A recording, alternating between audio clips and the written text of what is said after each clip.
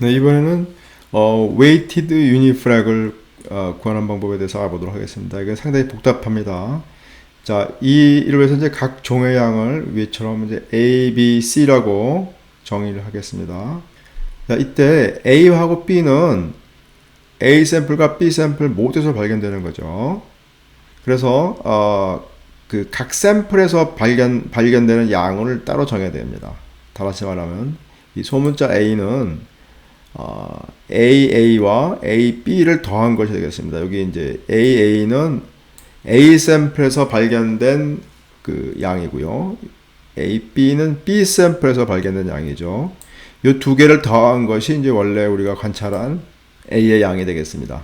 마찬가지로 B도 A에서도 발견되고 B에서도 발견되니까 이렇게 이제 두 개로 쪼개야 되겠죠. 자, 그러면 A 샘플에서 발견되는 토탈 AT, 토탈 양은 요 AA와 B가 A에서 발견된 B의 양, 그리고 이제 C는 A에서만 발견되니까 이렇게 세 개를 더한 것이 되겠죠.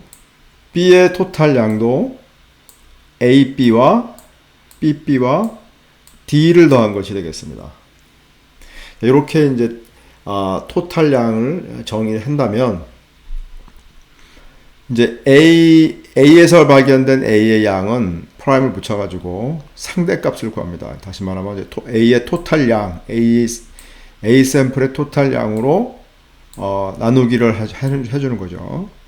또 B도 A에서 발견된 B도 A의 토탈 양으로 나눠주게 되고요.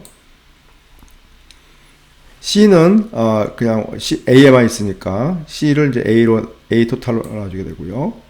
이제 B에서 발견된 A도 B의 토탈로 나눠주게 되겠습니다.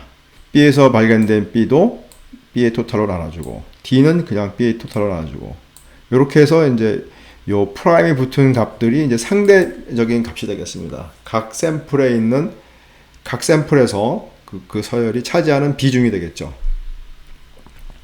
이렇게 해놓고 나서 이제 A 서열이 A에서의 그 상대적인 비중과 B에서의 비중을 서로 이제 뺍니다. 그래서 어느 쪽이 더 크냐 이거죠. 만약에 두 개가 A 서열이 A 샘플에서 차지하는 비중과 B 샘플에서 차지하는 비중이 같다. 그러면 양을 고려했을 때 상대적으로 이 A 서열은 두 샘플 사이에 차이가 없는 거죠. 커먼하다가 보고 그러면 델타 A는 제로가 되겠죠.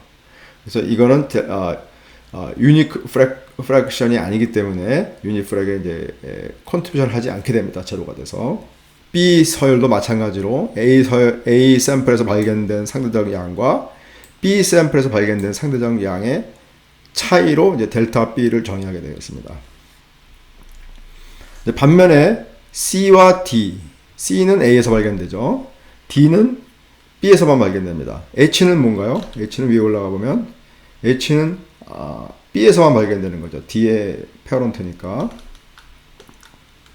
그래서 이런 C, D, H는 한쪽 샘플에서만 A 또는 B에서만 발견되니까 이건 그대로 프라임이 이제 C를 A로 나눠준 거, D를 B로 나눠준 거, H는 BT로 나눠준 거, 이런 식이 되는 것입니다. 자, FGI도 이 F도 A 샘플과 B 샘플에서 발견되죠. 커먼합니다. G도 마찬가지고, I도 마찬가지 되겠죠. I도 111이니까 이런 샘플은 이제 아까 A하고 B를 제가 나누기 해서 델타로 정의한 것처럼 좀 복잡하지만 그런 방식으로 FGI의 델타를 정의할 수가 있겠습니다. 이렇게 해서 이제 모든 델타 값들이 정의가 되면 그거를 이용해서 그 델타 A, B, F, G, I는 이제 HI는 이제 델타가 있고요. 자, 이렇게 이제 A, B 그 다음에 F, G, I에 대해서는 델타 값을 정의하고 그 중간에는 C, D, H에 대해서는 이제 C 프라임, D 프라임, H 프라임이 이제 정의가 되면 그걸로 그 각각에다가 브랜치 랭스를 곱해서 A에다가 5를 곱하고 B에다가 2, C에는 1, D에는 3 이렇게 마치 이 그림에 있는 대로 그 각각에다가 곱하기를 하는 그런 형식이 되겠습니다. 그래서 그거를 곱해 주고요. 그 다음에 나누기는 이제 전체 그 브랜치 랭스의 합으로 나누게 되겠습니다. 이렇게 계산한 것이 이제 weighted unifrac distance가 되겠습니다. 두 샘플, A 샘플과 B 샘플 사이에 weighted unifrac distance가 되겠습니다. 자, 이 두 가지 unifrac은 unweighted unifrac과 weighted unifrac은 서로 이제 강조하는 바가 틀립니다.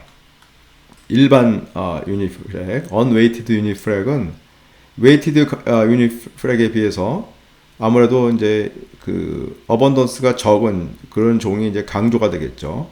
반면에 이제 weighted unifrac은 상대적으로 이제 abundant한 종의 이제 가중치가 많이 들어갈 것입니다. 그리고 따라서 이거는 전자 이 unweighted는 이제 종의 richness에 좀 더 포커싱이 되어 있다고 볼 수가 있겠고요. 반면에 weighted는 이제 composition 그 샘플이 어떻게 구성되어 있나 그 샘플의 그 양의 비율에 따라서 이제 그 좀 더 영향을 받는다고 보게 되겠습니다. 따라서 서로 이제 강조하는 바가 틀리다 보니까 이 두 가지 중에 어느 하나가 좋다 나쁘다라고 하기가 수 없고 두 가지를 다 계산하고 그 다음에 그걸로 이제 두 개가 다 디스턴스니까 그걸 이용해서 principal coordinate analysis나 non-metric multidimensional analysis 같은 베타 다양성 도구로 이제 분석을 해서 그 결과를 이제 비교해 보는 것이 좋겠습니다. 머더에서 이제 이 두 가지 unweighted와 weighted unifrac을 계산하는 명령어는 이렇게 되어 있습니다. unifrac unweighted, unifrac weighted.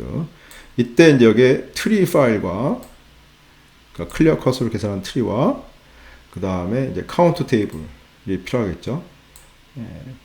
unweighted도 이제 카운트가 들어갑니다. 특히 이제 서브 샘플을 할 것이기 때문에 이것이 필요하겠습니다.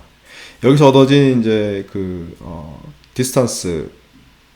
여기서 얻어진 디스턴스는 이제 로어 트라이앵글로 이제 나오게 되겠습니다.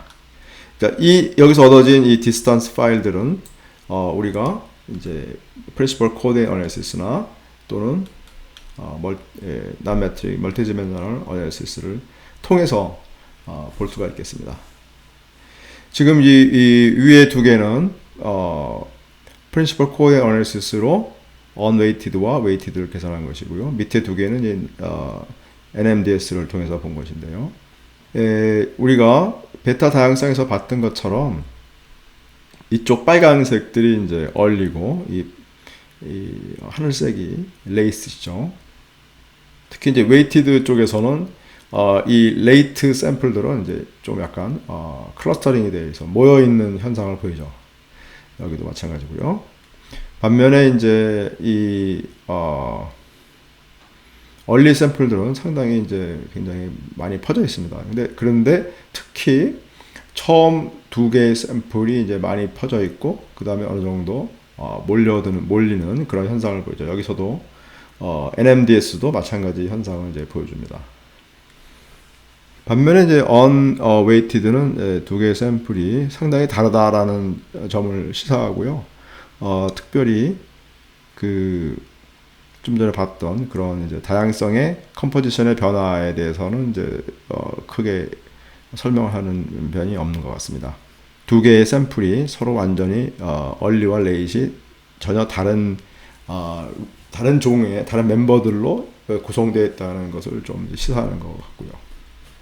unweighted unifrac과 weighted unifrac을 이제 principal coordinate analysis 봤을 때 이 unweighted는 우리가 지난 시간에 계산했을 때 이 자카드 코에피션트로 계산한 것처럼 처음 두 샘플이 어떤 특점이 보인다기보다는 이제 두 개의 샘플들이 얼리와 레이트가 완전히 이제 구별되는 현상으로 보이죠. 이 형상은 이제 이거랑 상당히 일맥상통한다고 보겠습니다. 반면에 이제 weighted unifrac은 이렇게 처음 두 샘플이 굉장히 많이 차이가 나는 거, 그러면서 나머지 이제 뒤에 샘플들은 좀 더 한데 모이는 현상을 보이는데, 그것은 또 이 우리가 세타 YC로 계산했던 베타 다양성하고도 또 어느 정도 일맥상통하는 그림이라고 보겠습니다. 특히 이 레이 샘플들이 이제 클러스터링 되어 있고요. 그런 현상들이 이제 결국은 이제 weighted unifrac은 theta YC 하고 이제 좀 어느 정도 비슷한 철학의 그런 파라미터라고 볼 수가 있겠고, unweighted는 자카드 코에피션트랑 좀 더 일맥상통하는 그런 매트릭이라고 볼 수가 있겠습니다.